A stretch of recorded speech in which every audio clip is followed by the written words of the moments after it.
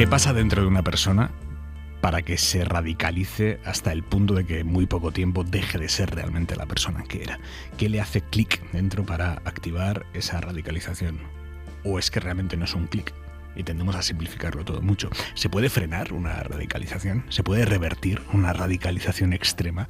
Todos somos susceptibles de caer en ese proceso de radicalización bestial. Ángel Gómez, buenas noches. Hola, buenas noches. Catedrático de Psicología Social de la UNED, la persona a la que le hemos pedido que nos resuelva todas estas preguntas, sencillitas todas. Sí. Todas tienen una respuesta muy fácil. Primero, ¿por qué se radicaliza una persona? Hay muchísimas razones por las cuales eso puede llegar a ocurrir. Depende de qué tipo de radicalización estemos hablando.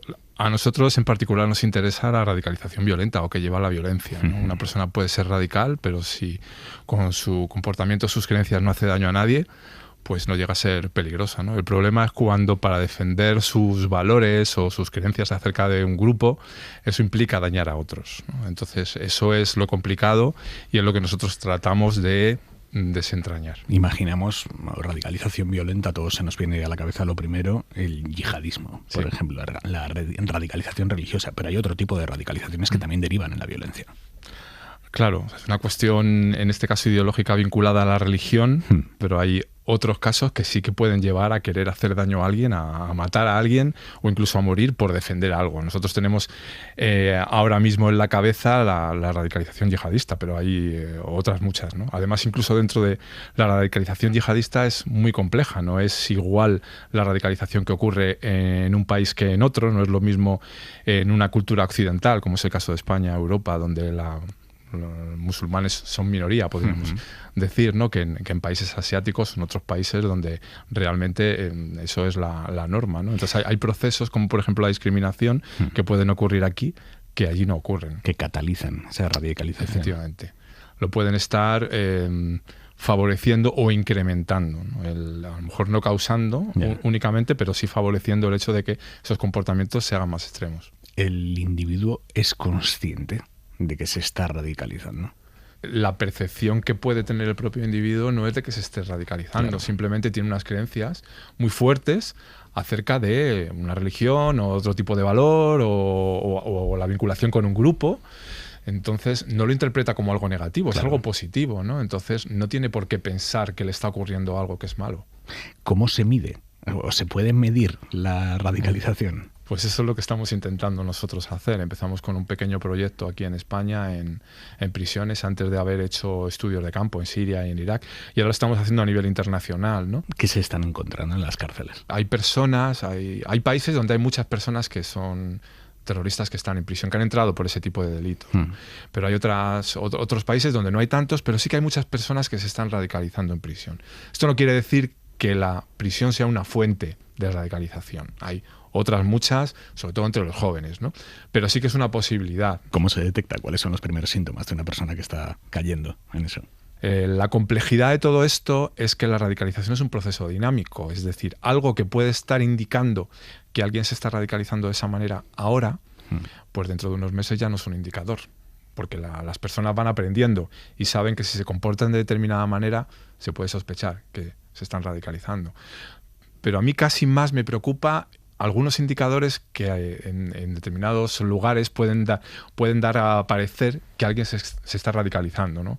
Y que eso está relacionado con la discriminación que muchas veces sienten, en este caso, pues los musulmanes cuando piensan que se están radicalizando, ¿no? El hecho de ser muy religioso, de tener un Corán, o determinadas personas piensan, ya está, es que se está radicalizando. No, es que es su cultura. O sea, porque precisamente además el buen conocimiento de la religión es un factor protector de la radicalización. Sí, siempre. Siempre.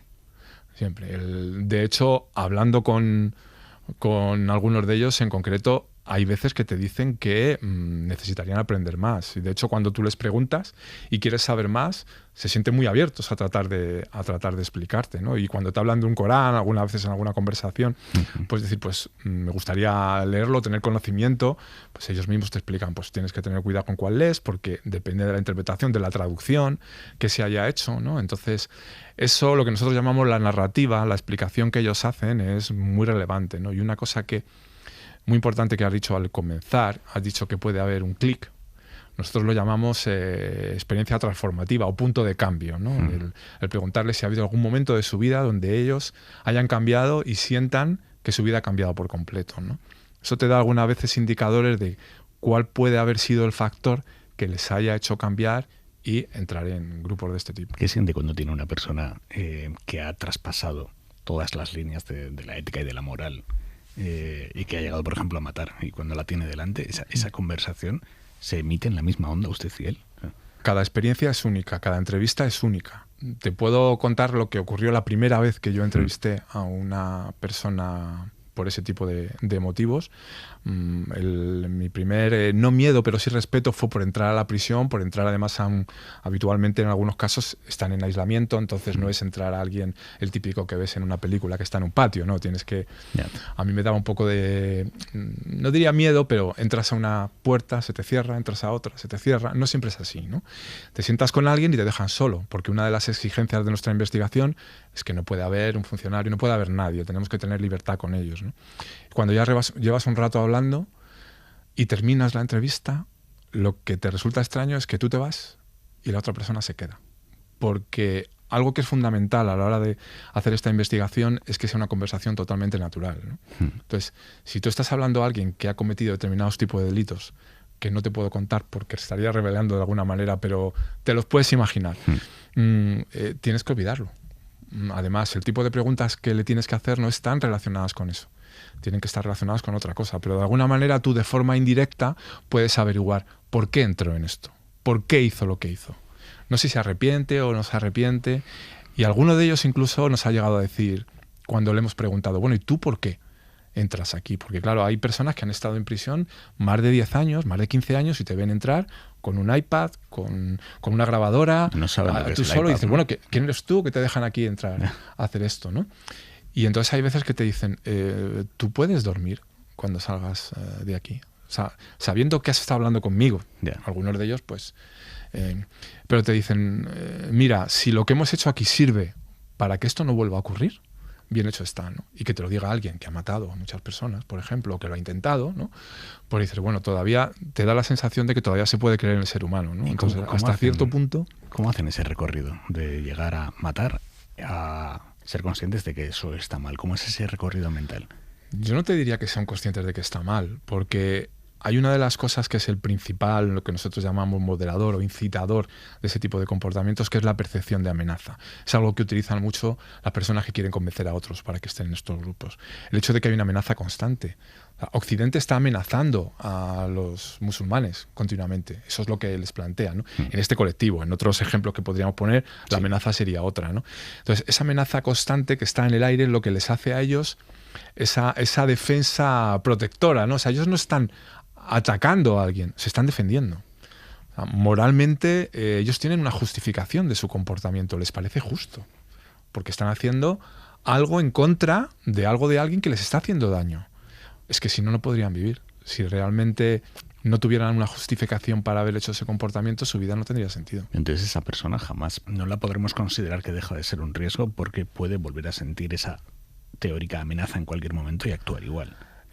No, porque se habla de desradicalización o desvinculación, son dos procesos similares pero bastante diferentes. La desvinculación supone que una persona puede seguir teniendo ese compromiso con la religión, con otros valores, con un grupo, pero sin embargo defenderlo de otra manera, que no sea agresiva. Nosotros tenemos ejemplos en nuestro país, como en el pasado ocurría de una manera violenta el hecho de defender determinados valores y luego se ha pasado a una forma política. Esa forma política, bueno, hasta cierto punto, algunos pueden interpretarla también como violenta, pero no está matando a nadie, ¿no? Entonces, hay otros medios. El problema no está en que un yihadista, en este caso, sea más religioso que uno que no comete ese tipo de delitos. De hecho, no lo es. Nosotros tenemos investigaciones también con bandas latinas y son más religiosos que los yihadistas, pero ellos no matan por la religión o no matan por una amenaza a la religión, lo hacen por otras cosas, ¿no?